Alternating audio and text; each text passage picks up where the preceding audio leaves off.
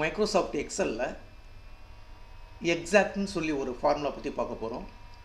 இப்போ எக்ஸாம்பிளுக்கு டெக்ஸ்ட்டு 1ன்னு சொல்லி ஒரு காலத்தில் வந்து ஒரு 4 நேம் என்ட்ரி பண்ணி வச்சுருக்கேன். அதே மாதிரி டெக்ஸ்ட்டு 2ன்னு சொல்லி ஒரு 4 நேம் என்ட்ரி பண்ணி வச்சுருக்கேன். இந்த இடத்துல எனக்கு ரிசல்ட் வேணும்.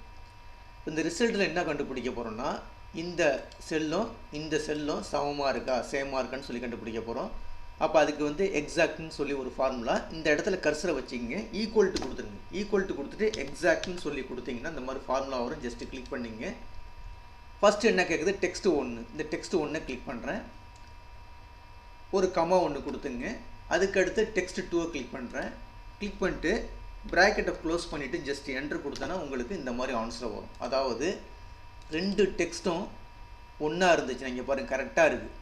அதாவது ஃபஸ்ட்டில் வந்து எம் வந்து கேபிட்டலாக இருக்குது, இங்கேயும் கேபிட்டலாக இருக்குது, பாக்கி எல்லாம் ஸ்மால் லெட்டர் கரெக்டாக இருக்குது. அதனால் வந்து இதை வந்து என்ன செஞ்சுட்டு ட்ரூன்னு சொல்லி எடுத்துக்கிச்சு.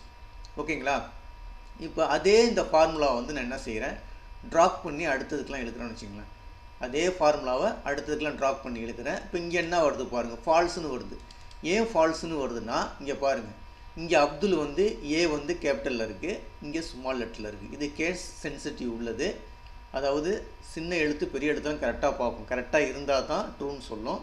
ஒரு எழுத்து தப்பாக இருந்தாலும் உங்களுக்கு வந்து ரிசல்ட் வந்து ஃபால்ஸ்ன்னு சொல்லிடும். இப்போ இந்த இடத்துல ஃபால்ஸ்னு வந்துருச்சு. ஓகேங்களா? இப்போ அடுத்தது பாருங்கள், இதை நம்பர் தான் கரெக்டாக இருக்குது, அதனால் ட்ரூன்னு சொல்லி வந்துருச்சு. இப்போ இந்த இடத்துல பாருங்கள் ஃபால்ஸ்னு வந்திருக்கு. என்ன ஃபால்ஸ்னு வந்திருக்குன்னா, சிவகுமார், சிவாவில் வந்து ஃபஸ்ட்டு வந்து கேபிட்டலில் இருக்குது, குமாரில் வந்து ஃபஸ்ட்டு வந்து கேபிட்டலில் இருக்குது. ஆனால் இங்கே பாருங்கள் சிவா மட்டும்தான் கேபிட்டலில் இருக்குது ஃபஸ்ட் லெட்ரு, குமார் வந்து ஸ்மால் லெட்டரில் இருக்குது. அதனால் வந்து என்ன சொல்லிடுச்சு, இது வந்து ஃபால்ஸ்ன்னு சொல்லிடுச்சு.